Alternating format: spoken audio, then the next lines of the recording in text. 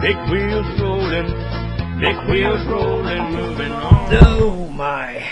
Well, hey kiddos, what's been happening in your world?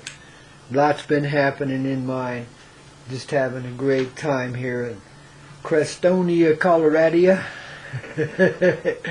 here on Earthia, and just rocking down and enjoying the sweetness that life keeps bringing us. Right along with the sour, you know, it's like eating hot and spicy Chinese food these days, man. It's a sheer pleasure, but oh my, does it ever burn. Well, I'm here today to tell you a little trucking tale. When I was a young man, I'd been more or less trained into driving. And my family, besides being farmers and ranchers and so forth, had a trucking business too. Started with my great-grandfather, who used to haul stuff on an old buckboard wagon, and went from there. When I was a kid, we hauled coal over those big old mountains there in Utah, trying to keep everybody warm in the winter because we didn't have natural gas or things like that at the time. So I learned early on how to drive, and as soon as I was old enough to have a license, I was driving that big old coal truck over in the mountain. I'd been driving everything else, so it was just a natural, you know. And wow, did I ever gain a lot of experience there. Lucky to live to tell about it for real. It was just life-threatening situations every time you turned around. At least once a trip, and sometimes a lot more. These were skinny, narrow mountain roads with not too much in the way of protection. They were snowy, and they weren't always plowed. And, you know, that's when you hauled most of the coal, was in the winter, not so much in the summer. But some, but not like that. So I was kind of used to living a life of danger, you know. And when I was just a wee bit older, I got myself in the theater business, and then after a bit switched over to the movie business, and, you know, fell flat on my face a couple times, though I rose up fast, you know, and did all right with it, but got a little tired of the smiling faces and the backstabbing ways, so I set out to live a more honest life, and just took about 1.5 years, 2 years off and party. You know, this is back in the early 70s, I guess, yeah. And then, you know, when that all ran down, you can only live without money for so long, and then the old, you know, postman comes calling. So I bullshitted my way into a truck driving job, long haul, hoping that would be a solution to my difficulties. Started out hauling outlaw loads of steel into California for a nickel a mile, running team with a crazy person. Nearly always. First guy I had as a team partner, old Max, he wasn't too bad. And he put up with me as I learned how to drive these big rigs. I've done this many times, you know, just gone into something and just did it. You know, changed careers. I'm a chameleon. I can fit right in. It takes a bit of adjusting, of course, but I'm like that. So I've changed careers several times, though trucking's probably been the backbone of my career, kept me going when nothing else would, you know. So hauling these outlaw loads of steel, and what I mean by that, we were way, way overweight. I mean, we weren't just a little bit overweight. We were thousands and thousands and thousands of pounds overweight. Sometimes almost double a normal load. So we would have to take surreptitious routes into California so that the lawman wouldn't catch us with our heavy load. And it was kind of a cat and mouse game between them and us. I only lasted maybe 6 months at that outfit because it was just a little too wild for me. I mean, I could go on and describe many torturous moments out there, but suffice it to say that for all the life-threatening situations I'd been through hauling coal over those mountains in Utah, well, son of a gun, running into California was, a whole different set of dangers, a whole different sense of dangers, you know. And I've always been a little bit fearless, but at the same time, you know, you can only push yourself so far. Gee whiz, there was one time after I'd been working for about 3 months running these. I mean, we'd run 3 loads a week into California, run about 4,500 miles a week, something like that. And one week we got stuck there waiting in Verdi, which is just outside of Reno, just west of Reno a bit. Stuck there waiting for Donner Pass to open. A big snowstorm was on, I think about 1973 if I remember right. And it was really, you know, we weren't going anywhere. And after a couple days of that playing blackjack and, you know, hanging around the casino and eating my 49-cent bacon and eggs and stuff. No, it was ham and eggs, whatever. I got bored, you know. I run into these hippie kids, and they needed to get into California. This load was getting rusty. We'd been sitting so damn long, and it was covered in snow, and we just needed to go, you know. And somebody told us that the Feather River route over through Quincy was opened up. It was just raining over there. So me and a couple of other 3 drivers, we decided, I think there was 5 trucks total, decided we would go do this. And at the time my partner was driving somebody else's truck because they were sick or something. So I took these hippie kids into my truck and we proceeded northward in a blinding old snowstorm, but got out of it in about 55 miles or so. As we got down toward Quincy, sure enough, it quit snowing and it started raining. And man alive, it was buckets and buckets and buckets of rain. I mean, it was like somebody had a fire hose going on your windshield, and it was steady and intense, and it wasn't letting up any. And as we got down past Quincy and into that Feather River Canyon, oh my goodness. Now this is a fairly narrow little canyon. The river channel runs 200-300 feet deep in a lot of places there, you know. So you can imagine, I mean, below the road. The road's just cut into the mountainside like this, you know, and it just twists and turns around and, you know, takes you where it wants to go. There's no guardrails. Nobody ever thought to need them back in those days. Besides, that wouldn't stop a truck from going over anyway. So we're coming down this canyon. There's bucket loads of rain, and the river is fast and swollen, and it's up clear full, that 200-300 feet deep, and just a rumbling and a roaring down the mountain. I mean, it's you can't imagine, guys, but maybe you can. Maybe you can imagine it. Maybe you can feel it. Same way I did when it came up through the seat of the truck. I mean, as I'm driving this road, you know. And I slowed way down, and these other guys got way ahead of me, you know, and in fact just outrun me, you know, left me in the dust. Good brothers that they were, they didn't mean it, they didn't realize that I was being a little chicken shit, you know. But I could see the waves of that river lapping up onto the road, you know, and no presence of guardrails and 2 or 3 inches of water on the road besides the heavy rain.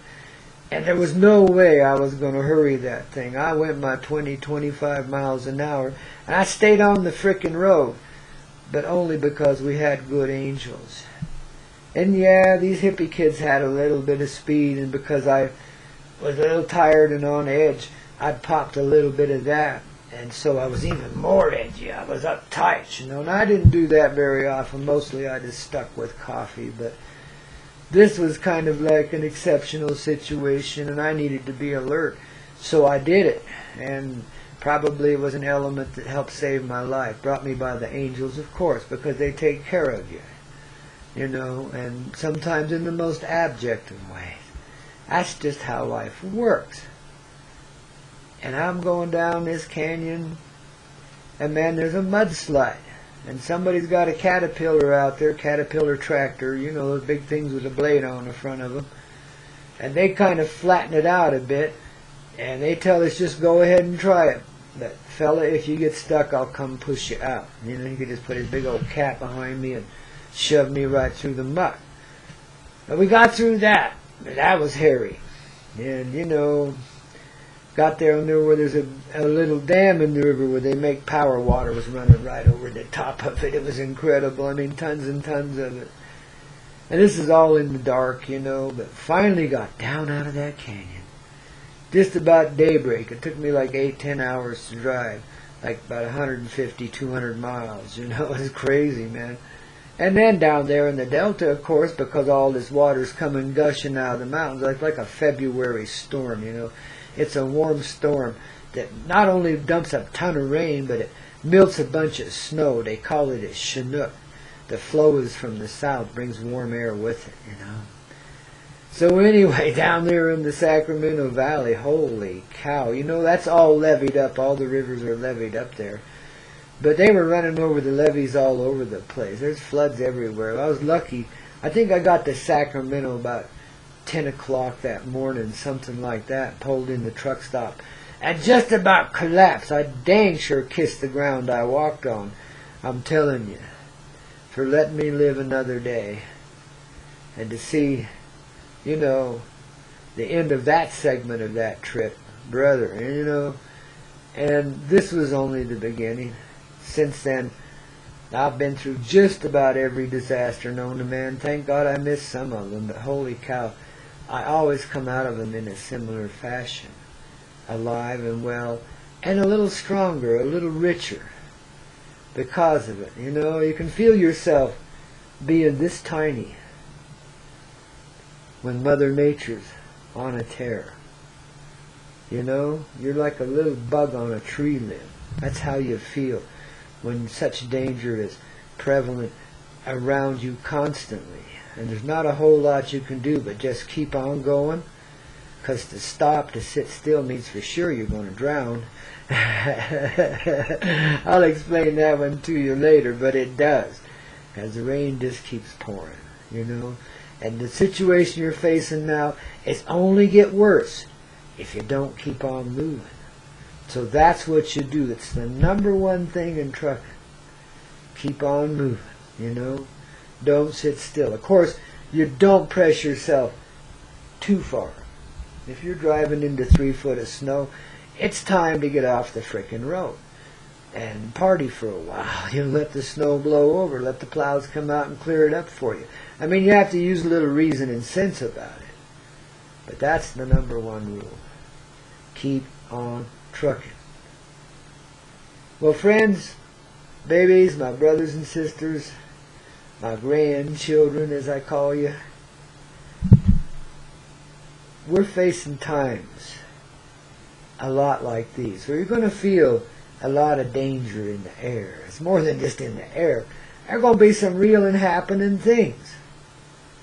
The most important thing you got to remember as these times come upon us is that trucking rule. Keep on trucking, no matter what. Don't stop. Don't sit still for too long. Just go with the flow. Let it flow into you. Be one with your truck. Be one with your machine, this body. Be one with the heart inside of that and everything that lives.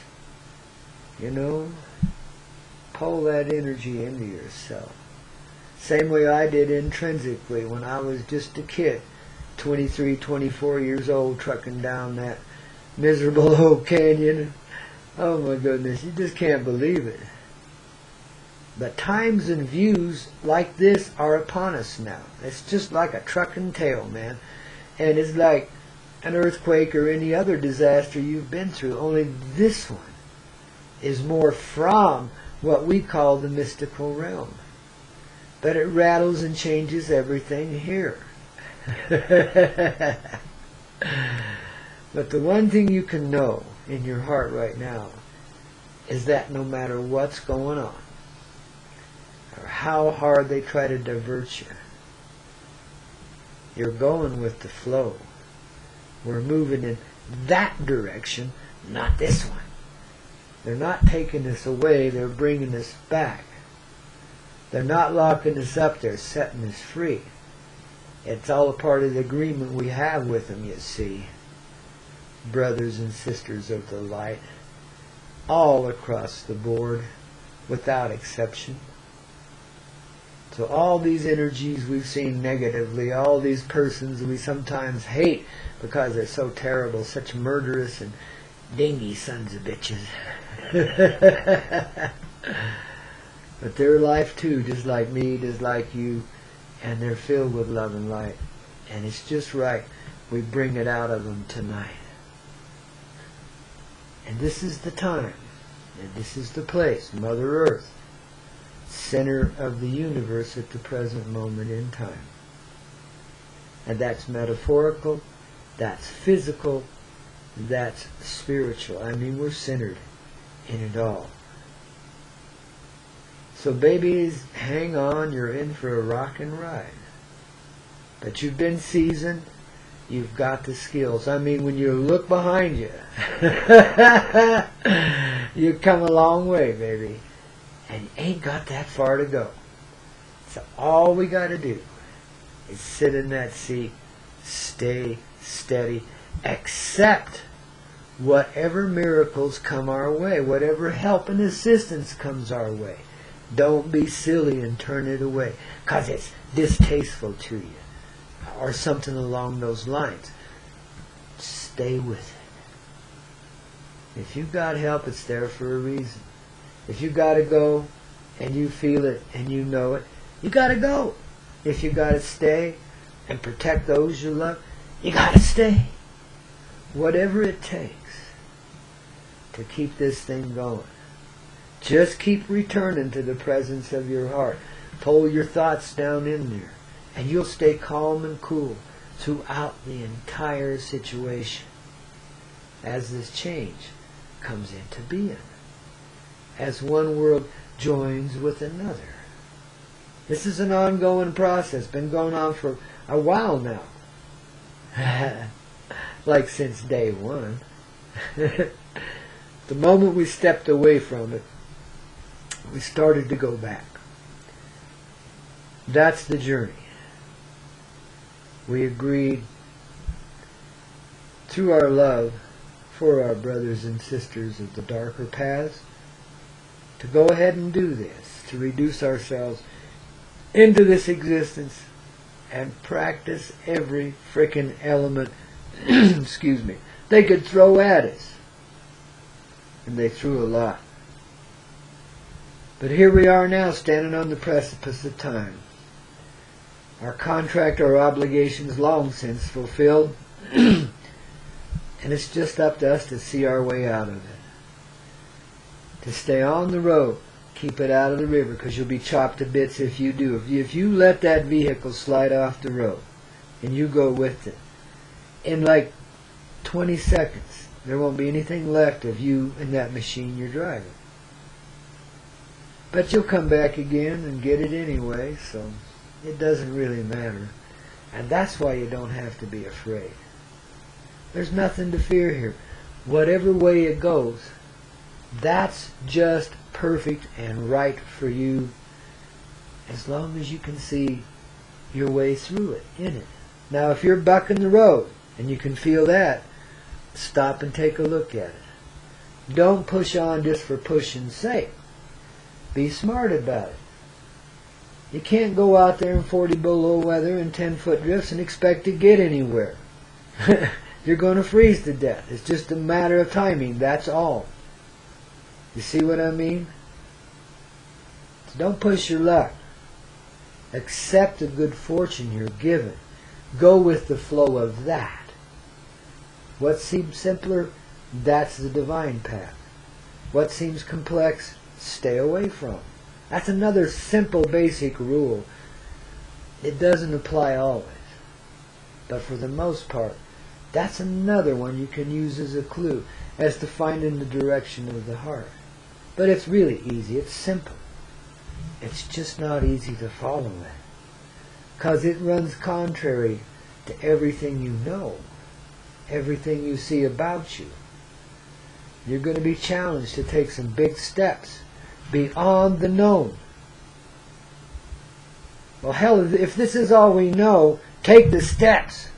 It's got to be better. Sure as hell can't be too much worse, you know. Good grief. This world's a crazy place, baby. There's no Matrix, there's no movie we live in, there's no video game. It's a crazy place. But, as in most games, it's highly entertaining. And we as spiritual beings really love being here. And that's why we choose to live such colorful lives. Those of us that have been in this inclination for a while. You know, those of us star seeds, you know. Some folks call the newer ones indigos, and I call them all crystal children because they're that crystal clear, man. Some beautiful saints and souls being born into this world now to accept the inheritance of a peaceful and loving planet, a place of being that's worthy of their ancient souls. They're wise and ancient souls. And guys, we got to welcome them here with open arms. And take this as the evidence that no matter what comes along this path we're journeying, we're assured that we're going to make it, or these ascendant souls, these great masters of light and love, wouldn't be coming into the world this day. Well, put that in your pipe and smoke it for a little while, babies. Grandpa loves you as always. And it may seem like mucho craziness, but there's a thread of sanity in it, babies. Stay with it. You're worthy. We all is. I love you. Rock and roll. It just soothes your soul. Jamming gears has got to be a fever, 'cause men become addicted to the grind. It takes a special breed to be a truck driving man and a steady hand.